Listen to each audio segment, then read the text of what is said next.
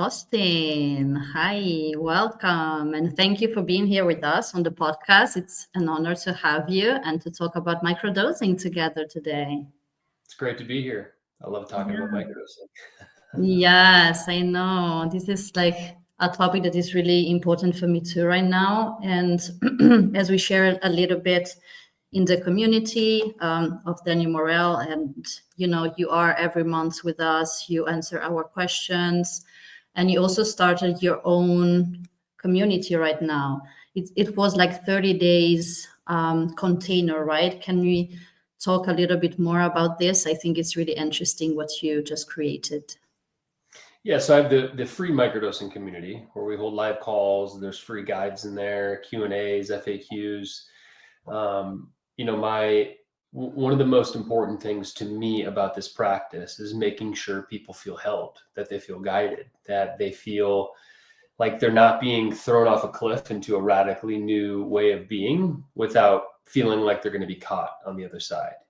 In many ways, I believe that microdosing is 10, 12, 15 years ahead of its time. I think that the future versions of us are going to look back at this period of time and wonder why we weren't using the power of psychedelics in both micro and macro doses as the apex of what it means to live the embodiment of mental, physical, emotional, and spiritual health care. Mhm. And for Yeah. anybody that's choosing to venture on this journey at this point in time, when there is still so much stigma around it, making Mhm. sure that they feel held is the most important piece. So we have the free community.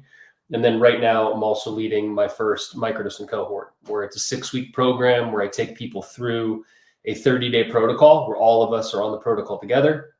Every single day for that 30-day period, I'm dropping journaling prompts and contemplation prompts. We have an active group chat. We do 2.5-hour live calls a week. And it's really about teaching people how to integrate this practice into your life. Mhm. These medicines, as I call them, are deeply conscious. They're here to teach us something. And for people that haven't tried them, when they think medicine and they can only relate it to the maybe framework of pharmaceuticals, when I say Mhm. that medicines are conscious, it just goes one ear and out the other, or even an eye roll, like, oh, what do you mean, right? Because as somebody who's on pharmaceuticals for a big majority of my life, not only did they not feel alive and conscious and that they were teaching me anything, but they were suppressive and numbing and actually made me feel worse in every single aspect of my life. And so Mhm. the importance of teaching people how to learn from this practice, like it's a mirror reflecting back the truth of who we are and where we are in life. And when we can Mhm. relate to it that way, it's, in my opinion, one of the most powerful things we can do for ourselves. Yeah, thank you very much. Gets deep. I love it because so you're in the US, I'm in Europe, so I don't get to have your products, unfortunately, for now. But I have some truffle that gets me sent from Netherlands. So I also have my products, and because I'm very intuitive, I actually use it like how I feel like it. But I also feel that because I've done this work for so many years, like I feel comfortable doing it like also alone in this, but I'm not alone because we are in this community together with Danny. We have Awaken. So we have this group that helps us see that it's not weird to do that, like that is okay. And that we can also share our experiences. And I think this is one of the most important things, like the stigma and the judgment that is around that. Like I cannot talk to my family about it. Like I'm very open with my friends and with this community, but I still feel that we are put in this box of, oh, you take drugs and this is weird. And if you have, I don't know, depression or anxiety, actually there are other meds and they are prescribed from psychiatrists. So there is a way of doing things, and this is like completely different. And Mhm. from my perspective, I also had anxiety in the past. I also had a depression, and I also went down the rabbit hole of all the meds, all the things that they give you. And it's actually it's something that never ends. Like this is what I Mhm. feel like they're not really trying to empower you in any way.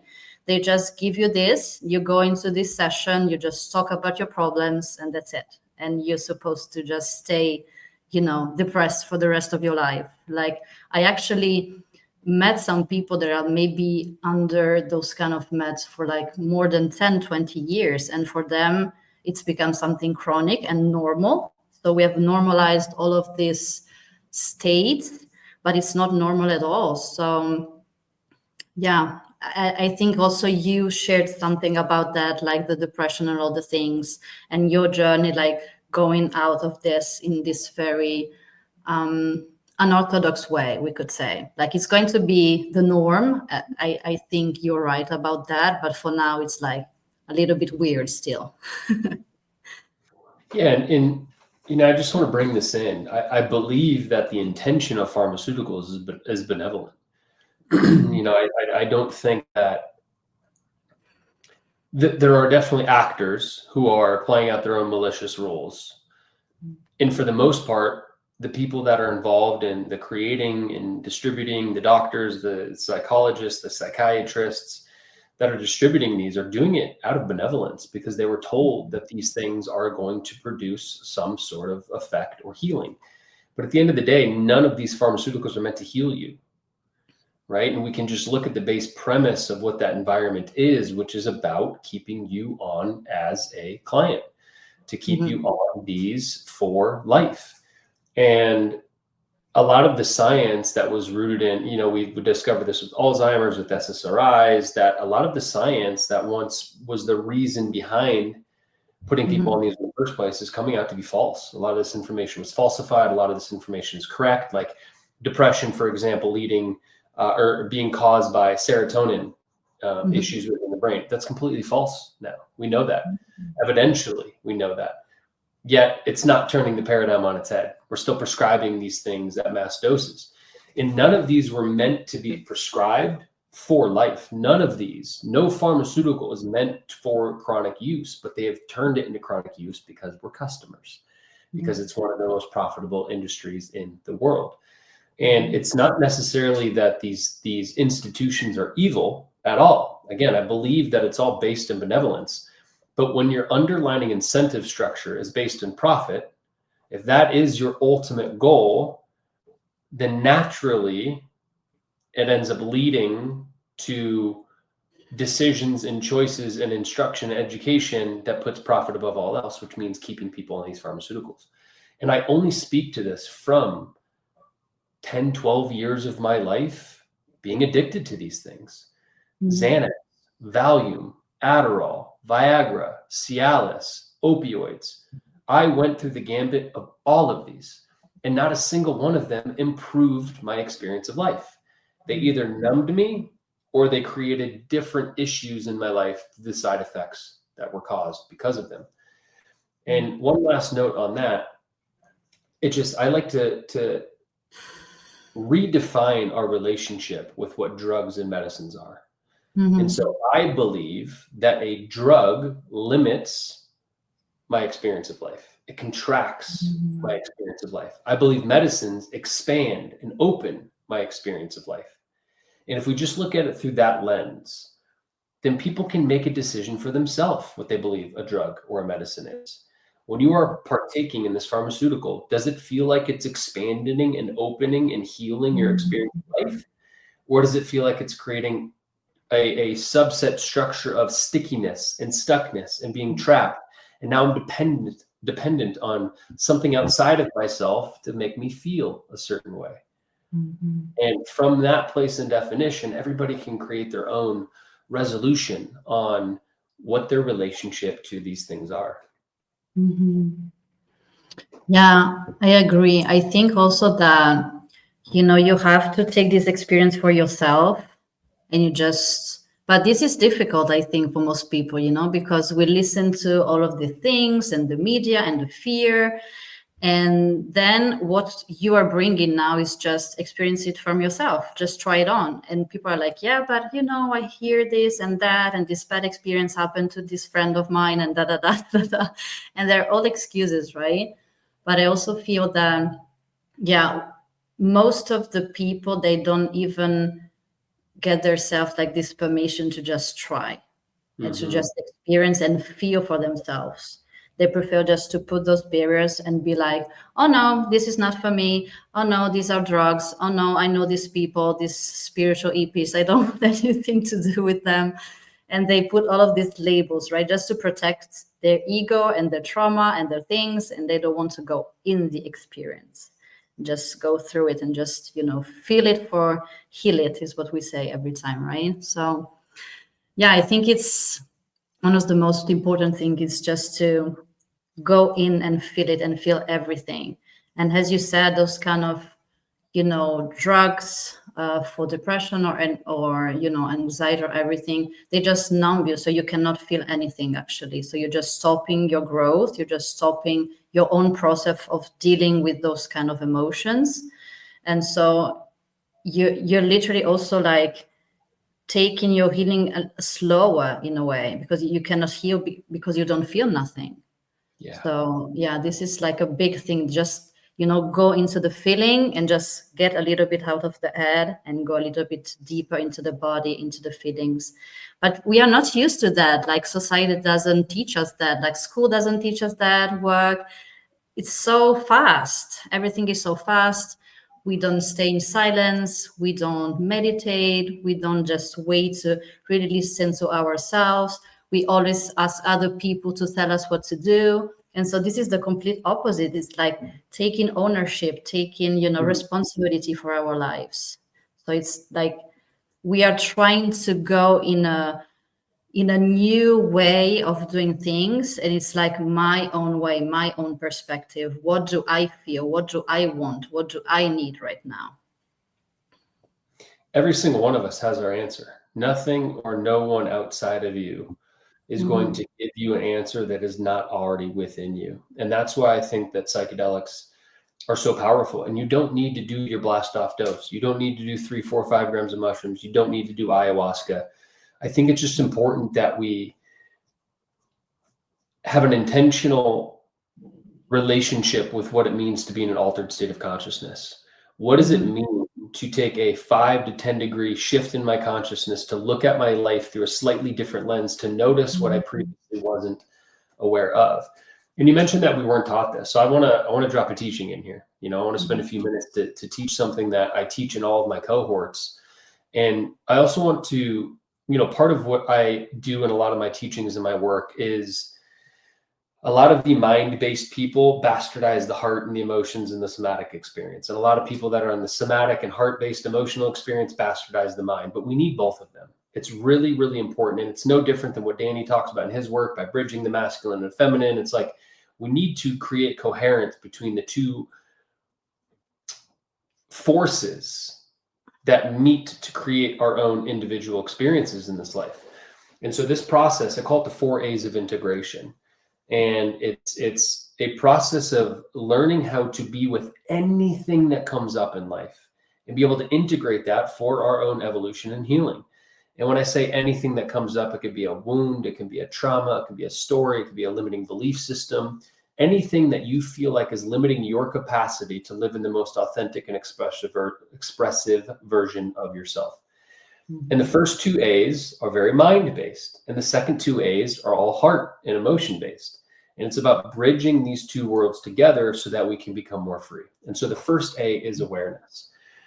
If we're not aware of what's happening in our internal world, we can't make any changes in the first place. And awareness has to do all with the mind. Now, we live in a society that keeps us hyper distracted. We're in a dopamine kick. We're scrolling all day long. We're stressed about work, so we're putting in 8 to 10 hours. We come home, and because of that stress, we want to just drown and numb out in TV or video games or substances, whatever it might be. And so when our mind is constantly clouded, we don't have that enhanced awareness around our thoughts, our distortions, our patterns, our choices, our belief systems, right? We're living a reactive life. And so one of the most important things is rebuild the skill of awareness. And this is why I believe microdosing is so powerful.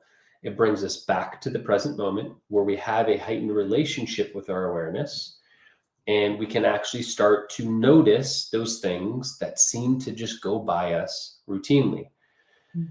Once you become made aware of whatever it is in your life. Let's say that there's a trigger that you notice, like, wow, I didn't realize that I get triggered in these moments. Okay, this is where it goes to acknowledgement. So now that we've acknowledged the story or belief system that's playing out, you need to acknowledge the impact that thing has had on your life.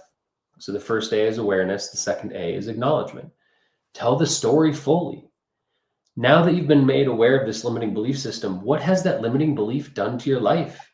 How has it impacted the way you show up, your authenticity, your relationships? And notice in this part how we start to tell stories rather than acknowledge the impact. Well, it wasn't that bad. Well, it's okay if it's, but that's not the truth of it. You have to fully allow yourself to acknowledge what the impact of what you've been made aware of is. So those are both very mind-based things. The second two A's, we now move into the heart. So once we've been made aware of the story, once we've acknowledged the impact the story has had on our life, now we need to go into allowance, which is the emotional process. Now that you have fully detailed out the impact this has had on your life, you have to feel it. What does it feel like to acknowledge all of that? What sort of frustration or grief or anger or rage or sorrow or any of the other 100 emotions want to be felt from this experience? Because anything that we do not feel gets stored in the body, and that is what creates our disease states. It's what creates your depression. It's what creates your anxiety. It's what creates your cancer. It's what creates your autoimmune disorders. All of it is trapped energy and emotions being stored in the body. And in this allowance phase is when we go into practices like stillness, where we give ourselves spaciousness to feel the discomfort that's happening in our life and end up processing and going through that. And so allowance is really big because this is when the heart starts to open and we allow ourselves to feel the impact that our own stories that we're creating ourselves has had in our life. And the fourth A is acceptance. And something really beautiful happens when we go through this process. I believe that a lot of people suffer because we're pushing the thing that is keeping us in suffering into the shadows. We don't want to look at it. We don't want to feel it. We don't want to acknowledge it because we're covering it with so much guilt and shame that in the shadows it thrives. But when we shine the spotlight of awareness on it, when we acknowledge the impact that's had on our life, and we allow ourselves to feel what that impact is, something really magical happens. I don't need to run from it anymore. I don't need to keep that thing in the shadows because I've given it my full attention. Whatever part of me was holding that story, I've now been able to pull it closer to me and get to know it, which is where we get to the fourth A of acceptance, which is just self-love. It's being able to love yourself in exactly the way things are, that you no longer need anything to change for you to be okay just as it is. And when we get to that fourth A of acceptance, because we've gone through that process, all of a sudden get to this place where we're like, wow, I don't need it to change at all. Because I see this thing for exactly what it is, I can love myself for exactly who I am. And now I realize that that's just part of the story that got me to the beautiful place I am now. And that's when this is what they call internal family system. This is parts work. This is nervous system regulation. This is all of the things that everybody is trying to do, which is just getting to the place of self-love. Allowing ourselves to acknowledge that everything that happened in our life is so beyond perfect because it's leading to the greatest and most rapid evolution. And when we can learn how to do that with all parts of ourselves, then we become free.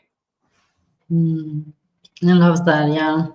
I remember a few years ago, I had, like, doctor told me that I had an autoimmune disease, right? And so this is where I became, aware of those stored emotions. And I really started to change my lifestyle, what I was eating, and all the things.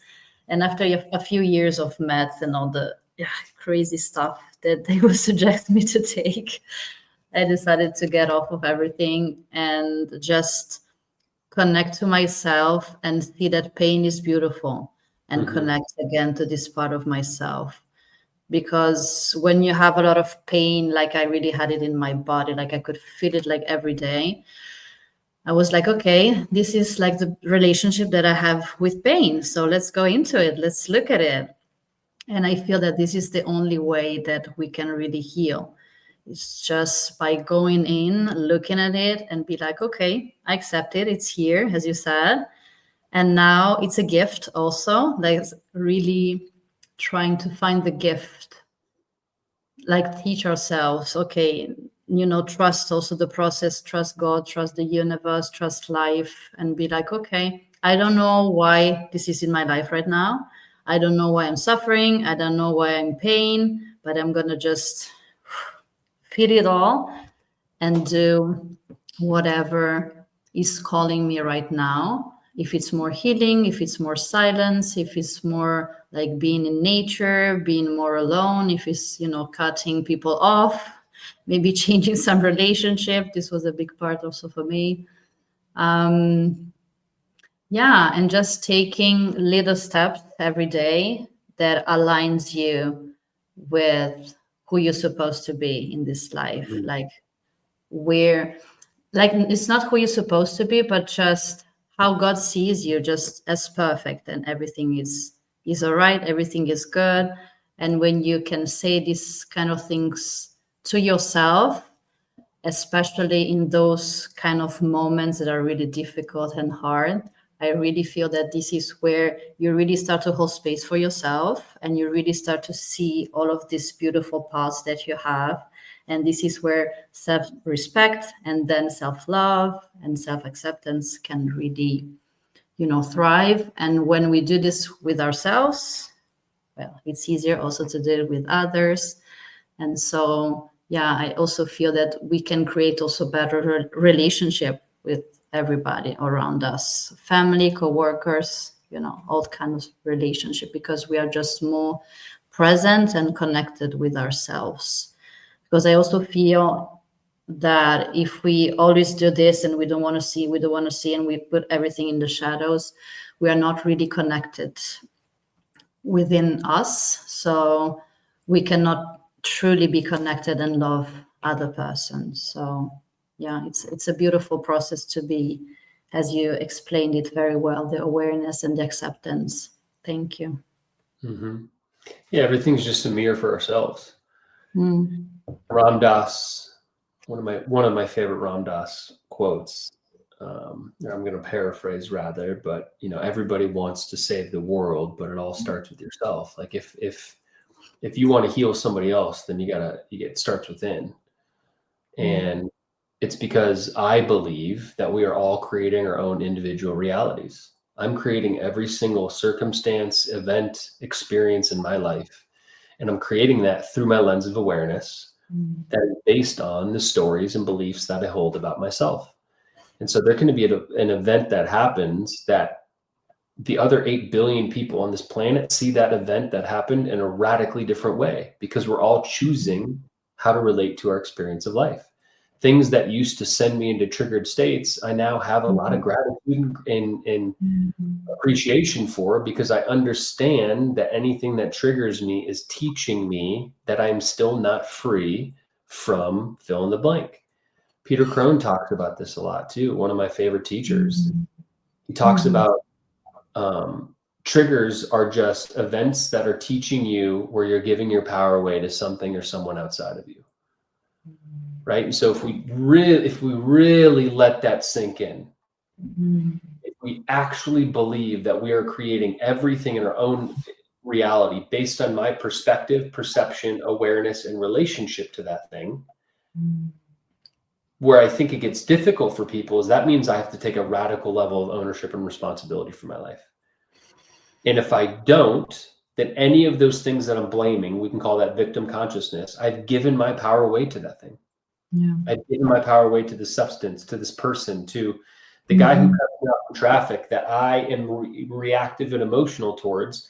You want to have some stranger that cut you off, you want him to have your power? Well, he doesn't have my power. Then why does he control your emotional reaction? Because he's got part of your power. And how often are we going through our life living through this lens, not realizing how often we're giving away our entire experience of life to someone or something outside of ourselves? And from that lens, if that's the individual lens, then the collective lens is we are collectively co-creating reality. And so we wonder why there's so many wars in the world. It's because so many people are at war with themselves. We wonder why there's so much poverty in the world. It's because so many people feel impoverished within. We're living in a scarcity mindset in the most abundant planet in the known universe. Right? All of these things that we suffer from have been programmed into us, whether it was from friends or teachers or parents or religion. And the power of psychedelics, the power of microdosing, is it goes within our psyche, our soul, our spirit, our heart, and it starts to stir up and break apart those limiting programs that have perpetuated the life that we don't even want to live anymore. If you're looking to shake up those parts, if you're looking to build that bridge of awareness with your own consciousness and awareness of life and starting to take that ownership and responsibility that you are creating everything for yourself, to teach yourself about yourself so that you become more free, man, the people I know that embark on that journey, there hits a point where at first it's so difficult because you have to start to look at everything and it's like, damn, that's It's a lot. right. And once you get past that first hurdle and kind of overcome the heaviness of what it means to take full responsibility for your life, then it becomes pretty fun. Because then every single challenge you're confronted with, it's like, okay, this is difficult, and what am I teaching myself? I know that this thing is here to forge me and evolve me into the greater version of myself that I already envision. So thank you for this teaching coming into my life right now. That's when the healing journey becomes fun, is you have to take full and complete total responsibility that you are already creating all of it. And there's an opportunity in that. Because if I know I'm creating all of it, what do I want to create? Yeah. Yeah, being the creator, not the victim, right? Of our lives. That's seems easy, seems simple. You know, it's easy for I've been in this journey for 10 years, and so it's easy for me to put words to what this experience is like. Me 8 years ago would have looked at me and told me to fuck off, right? You know, and so I get it. I get how radical these ideas can be sometimes. And having gone on this journey so long myself, I know the truth of it. And so I only speak to it from the lens of wanting everybody else in the world to taste the freedom that I taste now, when I was once addicted and suffering not only the pharmaceuticals, but the drugs that limited my experience of life. I did cocaine every weekend for 16 years. I drank heavily 2 to 4 days a week, every single week for 18 years. So I know what it's like to live a life of suffering that I was choosing. Because I was choosing that based on what I believed I was worthy of. And until that first day at the beach microdosing, I'm sure you heard me tell my story in Danny's podcast and many other times, but that first time I microdosed, it woke me up to like, oh, wow. I knew I was living a life I didn't love. I knew I didn't enjoy the life I was living. I knew I didn't like the environments I was in, but it's like I couldn't grab it. It's like I couldn't fully admit it to myself. I believe everybody's living in there. They hear the whispers that they hate their fucking job. They hear the whispers that they're not fulfilled in their relationship and they want more for themselves. They hear the whispers that every time they're around their friends, they feel like they're being put down more than they're being lifted up. Yet they can't grab it. They can't fully integrate that knowing into their life, which gives them the capacity to start changing. So instead, they keep on keeping on and wondering why life feels so limited. And this is the power and potency of those altered states, to look at your life from a slightly different lens and be like, wow, I knew that was there, but I couldn't grab it before. But now I can't unsee what I see. So now I get to make changes and confront those parts of myself that keep me small. Yeah, I love that. And yeah, it's a beautiful story, you know, the when everything began for us, right? And always remembering that, and always remembering where we come from. Sometimes we need to remember ourselves, right?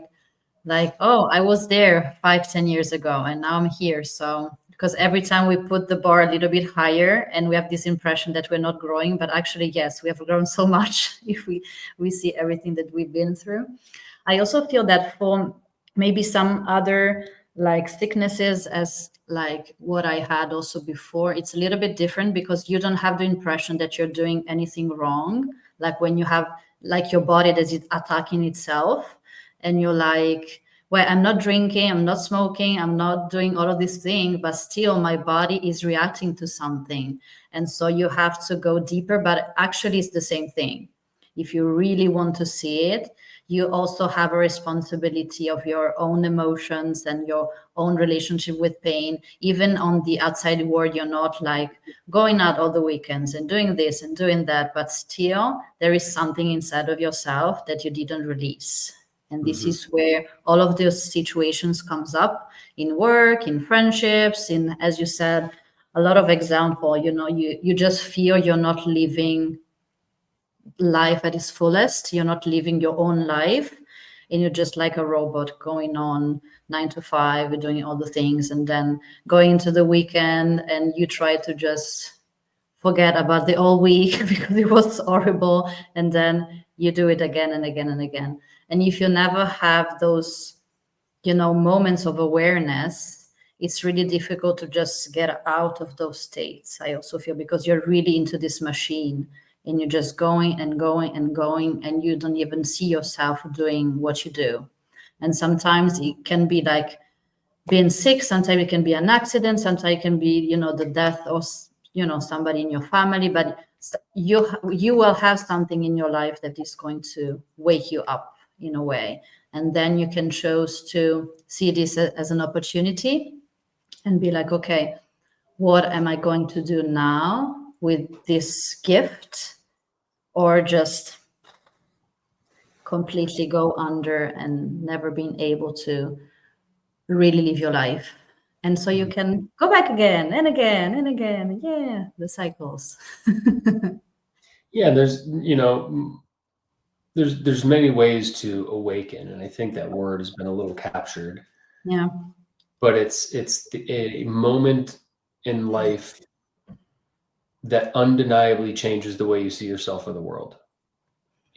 Whether it's awakening to the fact that we live in this matrix that wants to keep us small, numb, distracted, and in consumer mode, because if we're consuming, then we're not creating. You're in one or the other. You're either consuming or creating. And if you're creating, you're in the most powerful frequency of life. Life does not perpetuate unless it is a creative force. And so when we are in our own creativity, when we are expressing our own artistry, because every single one of us on this planet has our own individualistic, beautiful expression and gift that we get to offer the world. Some of us are painters. Some of us are athletics can be their art and their gift. Some of us are singers. Some of us are musicians. Some of us are teachers. Some of us are podcasters. Whatever our gift to the world is, everybody has it within them. And if we get really attuned and we start to listen, we'll realize that we've been guided all along. You are already being guided towards exactly what you are meant to be doing in this life. But we have to get out of the consumeristic mind in order to receive the guidance that is so readily available. And until we can integrate the parts of us that are consuming to numb the difficulties and suffering that we believe ourselves to be in, where I think it gets difficult for people is when you make that choice, you're going to have to confront some difficulties. You're going to have to leave people. You're going to have to leave circumstances. You're going to have to leave jobs. You're going to have to feel. And for a lot of people, that awakening moment becomes lonely because you end up leaving the old version of you. I don't necessarily love the term ego death. I don't think you kill your ego. I think all death is integrating parts of us. But there's absolutely a death that takes place as part of this awakening cycle. And for a lot of people, that's scary because they fear change. The mind fears change. The mind is a prediction machine. So it's constantly predicting the future based on past circumstances. So if you're ever having anxiety, it's because you're anxious about a future that you are actively creating that's keeping you where you are. And so anxiety, just a little off spin, anxiety is your body telling you that you're misaligned with what your heart wants. Right? The mind is creating the body to express the symptomology of fear based on a future that is yet to come because it doesn't like the way you're living. And instead of actually looking at that and making the changes to bring ourselves back into alignment, you hear the whispers of where you are not aligned in life, but you're choosing to ignore them Until those are listened to, anxiety is never going to go away. Mm-hmm. Until you express the authenticity of you, depression is never going to go away. Mm-hmm. Until you feel what the body is harboring and storing on, you're never going to get rid of your autoimmune disorders. And we can mask these things, and medical science is really incredible with where it's come. And the answer a lot of times is a lot more simplistic than people might think.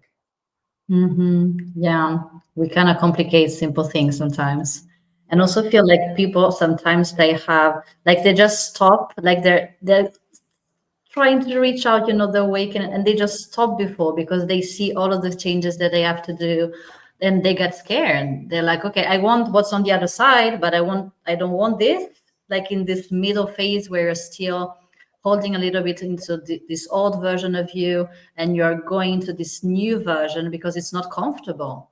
Yeah. Doing those changing and those transformations, of course it's not comfortable, because you have to feel all of this process. And I also think you get to be in love with the process and not only with the ultimate goal.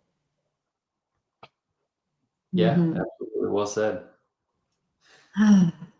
So interesting, and loving this conversation. I wanted to ask you a little bit more about like the good effects that we can have on microdosing. Like you talked a little bit about neuroplasticity and all of these kind of things that can really help us,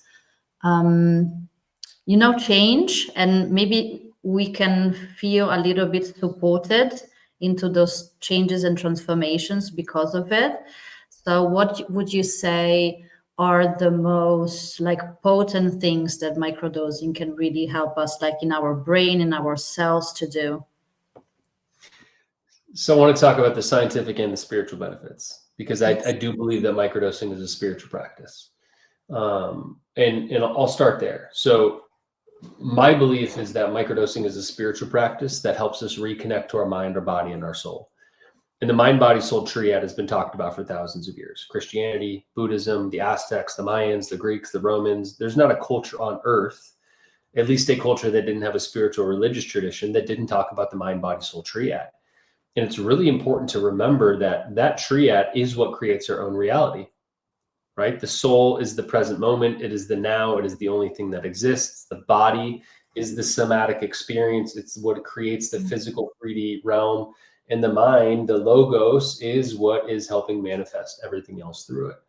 And so by reconnecting to the mind, body, soul, when I say mind, we're reconnecting to our thoughts, our patterns, our choices, our behaviors, our distortions, right? That's the awareness piece, is like, are you even aware of how you talk to yourself? Are you even aware of your decisions? Are you aware of how triggered you get? Or are you just living life reactively? Body is your somatic experience, like actually feeling grounded, feeling yourself in this space. A lot of us are living out here. What does it mean to actually come back and live into the vessel of your body, right? And in that feeling, the body is about the emotional experience. And again, the soul, just being present, getting out of the ruminating mind that wants to keep us stuck in the past or projecting our fear-based thoughts into the future. And when we reconnect to the mind, body, and soul that way, we start to listen to the guidance. We start to realize that we are being protected and guided towards our highest evolution at all times. And from that place, we get to rebuild that trust with the self. And when I trust myself, I get to trust you. I get to trust God. I get to trust all experiences and circumstances that happen in my life. And so I want to open with that, because the science is really beautiful, but I think that science is oftentimes just trying to explain spirituality. Now, in the scientific benefits, there are a lot of incredible things that we're discovering. Neuroplasticity and neurogenesis. Neuroplasticity is let me back up, actually. So the brain, there's all these different sectors of the brain. And one of the studies they did with psilocybin was they showed how the ingestion of psilocybin increases something called brain coherence, which is the different sections of the brain communicating with each other. And so there's this incredible graph. People can look it up, like Google brain on mushrooms or something, and you'll see this graph where they have a placebo and they have somebody that took psilocybin and the brain activity. And they noticed that all of these different sectors of the brain, it like 20x the communication between them. So if you're talking about literally seeing life differently, being more creative, healing a traumatized or damaged brain, Neuroplasticity and neurogenesis is the way to do it. It's getting the brain to literally awaken, to be more activated, to create new neural pathways so that we communicate with each other. So many people's brains are on this freeway where we're just going round and round and round and round. What would it mean for your own thought process to get off and take the scenic route today? To slow down and get off that freeway of thoughts that's keeping you trapped in this cycle of numbness, addiction, distraction, and negative self-talk, right? And so neuroplasticity and neurogenesis takes us out of those normal ways of thinking that allows us to look at life through a completely different lens while creating a healthier structure and brain. They've also gone into showing how psilocybin increases or enhances the gut microbiome. It increases cellular longevity. So it's literally helping our cells live 50% longer, is the data that was extracted from some mice studies. It's great for depression and anxiety, even in clinical settings. There's a really important microdose study where they had 8,000 people in the study, 4,200 microdose, 3,800, something like that didn't. And the emotional, depressive, and anxiety markers were radically improved for the people that are microdosing compared to the people that were not. There's the science also shows how it increases BDNF, which is brain-derived neurotropic factor. Kind of think of that as miracle grow for the brain. It's really important for the brain to consistently produce BDNF to have a healthy habitat and environment. Psilocybin increases the uptake of production of there. It regulates glutamate and GABA regulation. Kind of think of one as the regulatory I think a molecule, and one's the excitatory. And so it creates balance between the excitatory and regulation within the brain, right? And that balance is really important. On and on. I mean, the studies that are coming out for psilocybin, we're just continuing to open that the science is showing not only, actually, I'll touch on this too. There's a book by a professor out of the UK, I believe, Dr. David Nutt, and he tested, it was like 50 different substances: alcohol, LSD, cocaine, pharmaceuticals, tobacco, all of these different substances, and rated them based on their safety profile. I can't remember exactly what the entire profile was of what created safety. I know that lethal dose was one of them, toxicity was one of them. But at the end of the study, out of everything that he tested, psilocybin mushrooms were the safest known substance on the planet of the things that he tested of regular use. Again, coffee. He just went through like what are the 50 main things that people typically ingest? Good drugs, quote unquote, bad drugs, quote unquote, any things that most people are incorporating in their life, like coffee on a day-to-day basis. Mushrooms are the absolute safest of all of them to ingest. And so there's something to be said about the power and potency of just getting back to nature. Nature, in its organic form, has supplied us with everything that we need to heal and be vital. It already exists. And this is why I believe pharmaceuticals are damaging on the body, is because we take nature, a large majority, I'm going to make this percentage up, but it's high. It's like 70% or something of pharmaceuticals are fungi based. Mm-hmm. Mushrooms. Most people don't understand that, right? A lot of the other ones, like ibuprofen, for example, is derived from white willow bark. It's a tree bark, right? A lot of these things that we ingest in pharmaceuticals, over-the-counter drugs, are from nature. We just take nature in raw form, we put it in a lab, we bastardize it through a chemical process, and then we wonder why the body doesn't take it well. Yeah. So nature has already provided everything that we need to heal and be vital. And a lot of the tribes know this, right? A lot of the people in the Amazon know this. A lot of the shamans in Mexico know this. All over the world, we know tribes that use these plant medicines to cure things that we still struggle with in Western society. Yeah. We think we're more intelligent. We think we're more advanced. We think all of these things, but actually we think, yes, we are here. So, and they're just living their life and connecting to nature. And then we're surprised why we are all sick and depressed and all of the things, right? In this society. Well, yeah, this is so inspiring. And I also think that this kind of conversation, we don't have them enough. We need to talk more about these kind of topics that also scare a lot of people, but it's all right. Like it's a old and new thing right now in Western society. And yeah, for me, it's been a beautiful experience, microdosing. So I usually, yeah, I use it a little bit. It's not every day. I just go into these cycles and I also feel what is best for me. But it really did help me with the gut. So I can 100% say that this is true.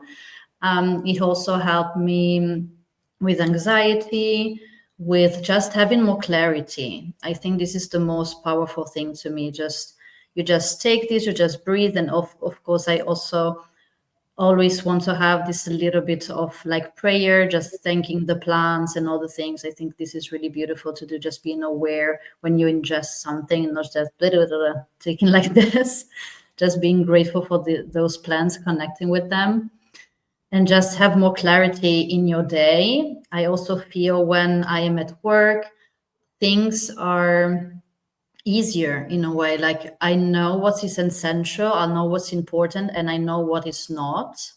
And so I don't lose my energy and time within, like, I don't know, people and conversations and things that doesn't make any sense to me right now. So it just brings me back to me, more clarity, more awareness, being more centered in yourself. And I also feel that when you do those kind of practices, you become more aware of just how precious your energy is, how precious your life is, how precious this body is, and you just become more grateful for everything. So this is just wanted to share my experience. But yeah, it's been an honor to have you today. So we're starting to wrap this up. I don't know if you have, I don't know, one last message for maybe somebody that really wants to try microdosing, that is, listening to this podcast and thinking about maybe starting something. How can he start? They, he, she, everybody. And what can you do maybe to support them also if they want to go into this, beautiful container that you have created? Just give us some juicy informations. Yeah, I think there's been so much discussion about psychedelics taking you out of your mind and they're so crazy. Microdosing is meant to be a functional practice. You live your life as completely normal as possible because it's meant to be subtle. You barely notice. It's like I notice my perception and relationship and emotions and my attunement changes, but I'm still here. I can work, I can navigate, I can drive, I can parent. In fact, I believe that all of those things I'm better at because I'm more connected to myself.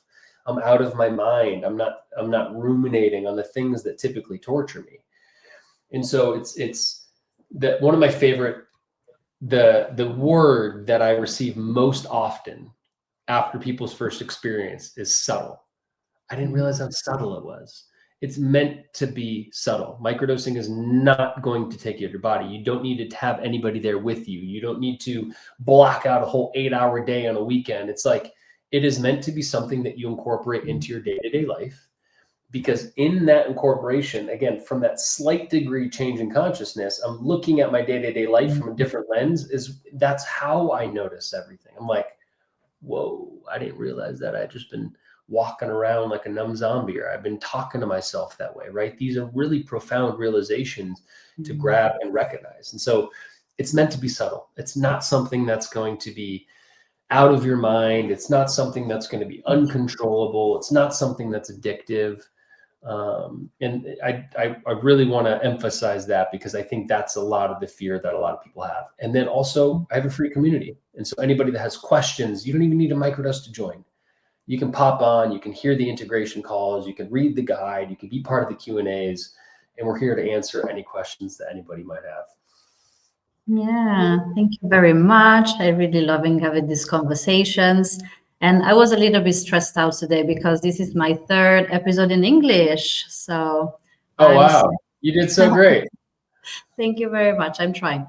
But yeah, I started the podcast 2 years ago, and it was in Italian and then in French, and now we're studying in English. So Wow, beautiful. Thank you for yeah, having me on. It's an honor. of course, it's an honor. And I also feel that microdosing also helped me with that, because sometimes if Mhm. you have a lot of dreams and project, but you still feel fear into doing those kind of stuff, and it can really support you being like, just let's just go, let's just try it and figure things, on the go, and just be courageous enough to do what we feel is right and true for us. So it was an honor to have you.